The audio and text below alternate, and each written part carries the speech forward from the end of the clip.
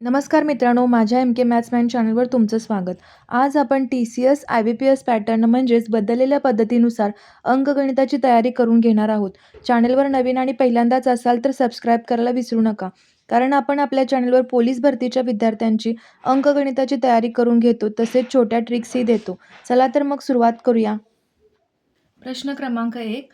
चहा पावडरचा भाव 25% नी वाढला. घरात चहा पावडरची किती टक्के कपात करावी म्हणजे खर्चात वाढ होणार नाही? हा IBPS पॅटर्न क्वेश्चन आहे. तर 25% ने काय भाव वाढलेला आहे याचा सिंपल फॉर्म्युला आहे R divided by 100 plus R into 100. 25% आहे म्हणून R काय घ्यायचं 25, 100 प्लस 25 इंटू 100. तर उत्तर आपलं काय येईल 25 डिवायडेड बाय 125 इंटू 100. 25 पाचा 125 आणि 5 दुनी 10. 20% कपात करावी लागेल त्यावेळी खर्चात वाढ होणार नाही. ऑप्शन क्रमांक बी आपलं उत्तर असेल. प्रश्न क्रमांक 2. नाटकाच्या तिकिटांची किंमत 25% वाढल्यामुळे खप 15% कमी झाला तर एकूण उत्पन्नात शेकडा वाढ किंवा घट किती? यासाठी आपल्याला एक फॉर्म्युला वापरायचा आहे. ची किंमत वाढल्यामुळे खप कमी झाला.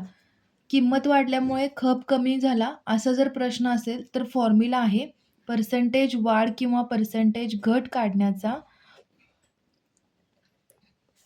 A plus B plus A into B divided by 100. आता इथे A काय असेल 25%, बी असेल 15%. आता 25% काय झाले वाढ झाले म्हणून Aची व्हॅल्यू काय घेतली 25. आता खप काय झालाय 15% ने कमी झालाय म्हणून कमी झाल्यामुळे -15 होईल प्लस A इंटू बी म्हणजे 25 गुणुले -15 डिवायडेड बाय 100.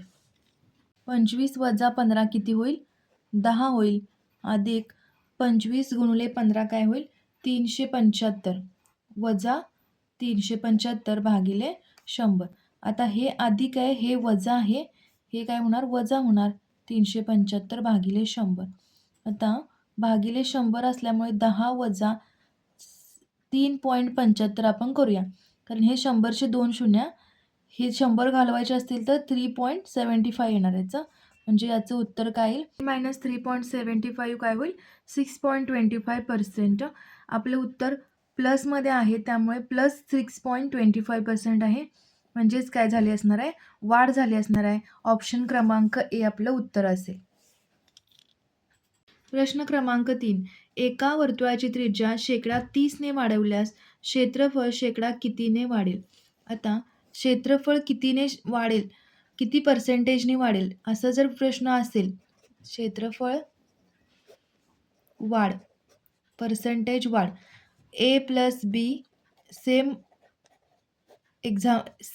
फॉर्म्युला आपण इथे यूज करणार आहे. ए काय आहे आता त्रिज्या ही दोन्ही साईडनी वाढणार आहे. त्रिज्या दोन्ही साईडनी वाढणार आहे त्यामुळे ए आपला 30 असेल बी पण आपला काय असेल 30 असेल 30% वाढणार आहे. 30 प्लस 30 इंटू 30 डिवायडेड बाय 100. उत्तर काय येईल आपलं 60 प्लस 9 69. हे ओरली सॉल्व करायचं आहे गणित आपल्याला 69 आपलं काय असेल उत्तर असेल. ऑप्शन क्रमांक सी. प्रश्न क्रमांक 4. एका वर्गातील 41 विद्यार्थ्यांच्या वयाची सरासरी 13.5 वर्ष आहे म्हणजेच 13 वर्ष 6 महिने आहे. त्यामध्ये वर्ग शिक्षकाचे वय मिळवल्यास त्या सर्वांच्या वयाची सरासरी 6 महिन्यांनी वाढते तर वर्ग शिक्षकाचे वय किती असेल? ओल्ड सरासरी हा फॉर्म्युला लक्षात ठेवायचा आहे. ओल्ड सरासरी वाढ कितीने झाले आणि नवीन मेंबर्सची संख्या प्लस शिक्षक नवीन संख्या असं घेऊयात आपण. आता ओल्ड सरासरी किती आहे एका वर्गातील 41 विद्यार्थ्यांच्या वयाची सरासरी 13.5 आहे. तर आता वाढ किती झाले त्या सर्वांच्या वयांची सरासरी शिक्षकांचे वय मिळवल्यास 6 महिन्याने वाढवले. 6 महिन्याने वाढते. म्हणजे 6 महिने म्हणजेच काय 0.5 घेऊया आपण आणि नवीन संख्या काय होणार 41 विद्यार्थी प्लस 1 शिक्षक होणार. म्हणजे नवीन संख्या किती असणार आहे 42. आता हे 13.5 प्लस किती होईल उत्तर 34.5 म्हणजेच काय 34 वर्ष आणि 6 महिने. 0.5 म्हणजेच 6 महिने. ऑप्शन क्रमांक बी आपलं उत्तर असेल. Question number 5. ए ने 10,000 रुपये भांडवल गुंतवून एक धंदा सुरू केला. 8 महिन्यानंतर 5,000 रुपये गुंतवून बी ने भागीदारी स्वीकारली. जर त्यांना वर्षाअखेरीस 2100 रुपये नफा झाला तर बीचा त्या नफ्यातील हिस्सा किती? हा IBPS पॅटर्न क्वेश्चन आता सध्या पोलीस भरतीमध्ये विचारले जात आहेत. तर IBPS पॅटर्न क्वेश्चन आहे हा. ए ने 10,000 रुपये भांडवल गुंतवून एक धंदा सुरू केला 8 महिन्यानंतर. आता एने जेवढे भांडवल गुंतवले ते किती दिवसासाठी असणार आहे 1 वर्षासाठी म्हणजेच 12 महिन्यांसाठी असणार आहे आणि 8 महिन्यानंतर बी आलेला आहे म्हणजेच 4 महिन्यांसाठी म्हणजेच 1 वर्ष म्हणजे 12 महिने 12 वजा 8 8 महिन्यानंतर तो आलेला आहे म्हणजे शेवटचे 4 महिने तो आलेला आहे. 4 इंटू त्याने गुंतवलेली रक्कम काय असेल ते. आता एने गुंतवलेली रक्कम किती आहे 10,000. 10,000 गुणिले 12 आणि बी ने गुंतवलेली रक्कम किती आहे 5,000. तर आता हे किती होईल 1,20,000 होईल आणि हे 20,000 होईल. आता ह्या 4 शून्य गेल्या, ह्या 4 शून्य गेल्या म्हणजे 12 आणि 2 होईल. यांचा रेशो किती येईल 6:1 येईल. 12 डिवायडेड बाय 2 6:1 होईल. आता बीचा नफा काढायचा, बीचा हिस्सा काढायचा. बीचा हिस्सा काय असेल 1 डिवायडेड बाय 6 + 1 7 इंटू त्यांना नफा किती झालेला आहे 2100 रुपये नफा झालेला आहे. म्हणजेच 1 डिवायडेड बाय 7 2100 300 काय असणार आहे 300 रुपये काय असणार आहे बीचा हिस्सा असणार आहे. पर्याय क्रमांक ए आपलं उत्तर असेल. एका रकमेची 7 वर्षात दाम तिप्पट होते तर रुपये 10,000 मुद्दलासाठी 7 वर्षात किती व्याज मिळेल? आता 7 वर्षात काय होणार आहे दाम तिप्पट होणार आहे. म्हणजे आता मुद्दल इथे किती आहे मुद्दल किती आहे 10,000 आणि दाम काय होणार आहे तिप्पट होणार आहे म्हणजेच काय होणार आहे 30,000 ती रक्कम होणार आहे. तर व्याज काय असेल त्याचे 30,000 वजा 10,000 20,000 आपलं उत्तर असेल. पर्याय क्रमांक बी. प्रश्न क्रमांक 7. 36 माणसे एक काम काही दिवसात पूर्ण करतात. जर दिवसांची संख्या 2/3 केली तर आणखी किती माणसे कामावर घ्यावी लागतील? आता 36 माणसे आहेत आणि सुरुवातीला दिवस किती लागणार आहेत x असं मानूया आपण. आता दिवसांची संख्या काय केली आहे 2/3 x असणार आहेत दिवस आता. तर अजून किती माणसे त्यांना घ्यावी लागतील म्हणजे हे 36 आहेतच अजून किती माणसे घ्यावी लागतील म्हणजे y आपल्याला इथं काढायला सांगितलं आहे. तर M1 × D1 आणि M2 × D2 हा फॉर्म्युला आहे. आता M1 इथं किती आहे 36 माणसे x दिवस आणि 36 अधिक y इंटू D2 किती आहे 2/3 x. हे x कॅन्सल होईल 36 + y इंटू 2/3. आता हे 3 डिनॉमिनेटरला आहे हे काय होईल न्यूमरेटरला येईल आणि 2 डिनॉमिनेटरला येईल. 36 + y आपल्याला फाइंड करायचं इथं 18 त्रिक 54 बरोबर 36 + y राहील 54 वजा 36 बरोबर y म्हणजे माणसांची संख्या 18 वाढवावी लागेल. आणखी 18 माणसे काय करावी लागतील कामावर घ्यावी लागतील जर दिवसांची संख्या 2/3 x करणार असेल आपण तर.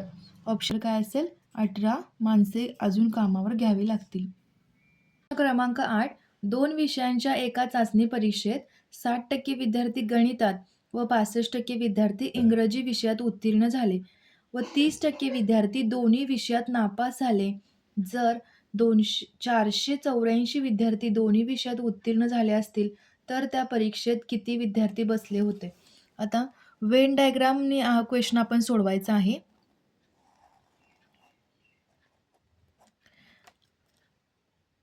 विद्यार्थी 60% विद्यार्थी गणितात काय झालेत? उत्तीर्ण. गणितात 60% उत्तीर्ण झालेत आणि इंग्रजी विषयात 65% विद्यार्थी काय झालेत?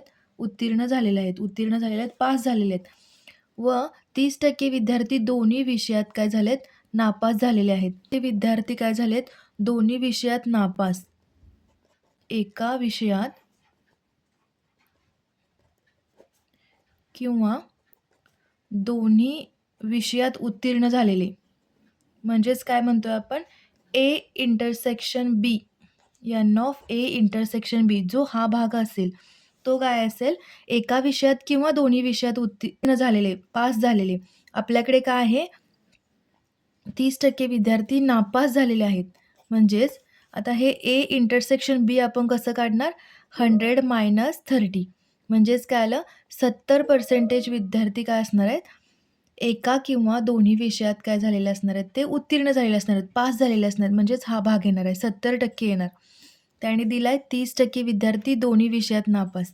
आता आपल्याला त्याने विचारले तर त्या परीक्षेत किती विद्यार्थी बसले होते आणि 484 विद्यार्थी दोन्ही विषयात उत्तीर्ण झाले आहेत. आता दोन्ही विषयात उत्तीर्ण झालेले विद्यार्थी आपल्याला अजून मिळालेले नाहीत.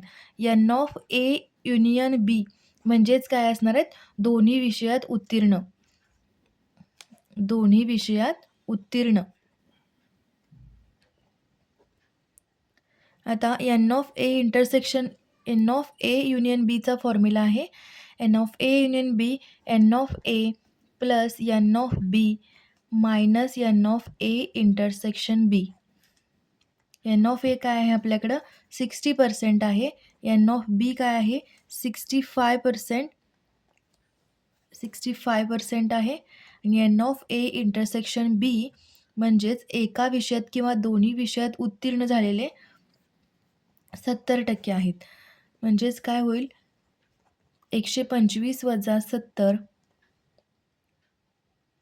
55% काय असणार आहेत? दोन्ही विषयात उत्तीर्ण झालेले असणार आहेत.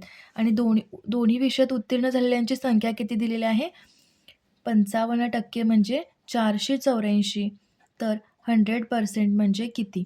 तर 484 गुणुले 100 डिवाइड काय होणार आहे? 55 होणार आहे. 5 एके 5, 5 एके 5, 5 दुनी 10, 0, 11 चोक 44, 11 चोक 44 म्हणजे किती होणार? 880 विद्यार्थी काय असणार आहेत? विद्यार्थी परीक्षेत बसले असणार आहेत. पर्याय क्रमांक डी आपलं उत्तर असेल. भेटूया पुढच्या भागात अशाच महत्त्वाच्या प्रश्नांसोबत. व्हिडिओ आवडल्यास लाईक करा, आपल्या मित्रांसोबत शेअर करा. थँक्यू.